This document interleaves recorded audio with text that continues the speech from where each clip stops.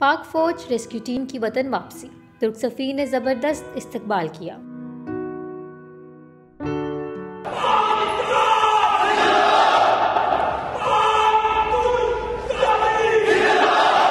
Airport तुर्क पाक जिंदाबाद नारों से भी गूंज उठा। मुश्किल की इस घड़ी में तुर्क ज़लज़ला मुतासरीन की मदद और इनको हौसला और हिम्मत देने के बाद पाक फौज रेस्क्यू टीम पाकिस्तान पहुंच गई। तो वापसी पर पाकिस्तान में तुर्क सफीर महमद पचाजी ने एयरपोर्ट पर इन्हें दाद-ए-शुजाअत देते हुए बेहतरीन इस्तकबाल किया। वफाकी वज़ीर तालीम राना तनवीर हुसैन और सिफारत खाने के नुमाइंदे बिलखसूस NDMA के हुकाम भी इस मौका पर मौजूद थे। रेस्क्यू टीम के एजाज में इस्तकबालिया तकरीब भी मुनक्किद हुई। तकरीब से खिताब करते हुए तुर्क सफीर ने पाक फौज रेस्क्यू टीम का शुक्रिया अदा किया और कहा कि वसी इलाके को मुतासर करने वाली इस मुसीबत में पाक फौज रेस्क्यू टीम ने तजुर्बाकारी का मुजाहरा किया और बहुत सी जिंदगियां बचाईं।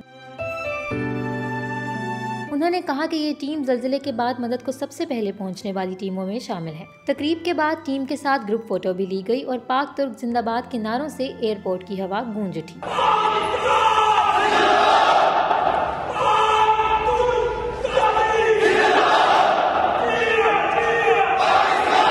इससे पहले इस्तांबुल एयरपोर्ट पर सफीर पाकिस्तान डॉक्टर यूसुफ जुनैद, तुर्किया की वजारत खारजा के नायब सफीर और दीगर मेहमानों ने टीम को तालियों और तारीफों के साथ पाकिस्तान रवाना किया था।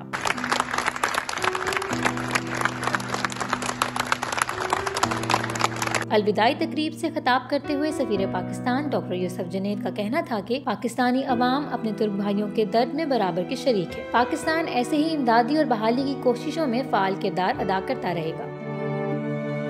ज़लज़ला मुतासरीन की मदद के लिए तुर्किया जाने वाले पाकिस्तान से अर्बन सर्च एंड रेस्क्यू का दस्ता 33 रुकनी पाकिस्तान आर्मी USAR टीम और 93 रुकनी रेस्क्यू 1122 टीम पर मुश्तमिल था। दोनों टीमें 7 फरवरी 2023 को अदयामन पहुंचने वाली पहली टीमों में शामिल थी, जहां उन्होंने कामयाबी के साथ लोगों की जानें बचाई। दोनों टीमों ने मजमूई तौर पर 28 लोगों की जान बचाई। 14 अफराद को खसूसी तौर पर पाकिस्तानी टीमों की तरफ से रेस्क्यू किया गया, जबकि वहां मौजूद दीगर रेस्क्यू टीमों के तावन से 14 मजीद अफराद को बचाया गया।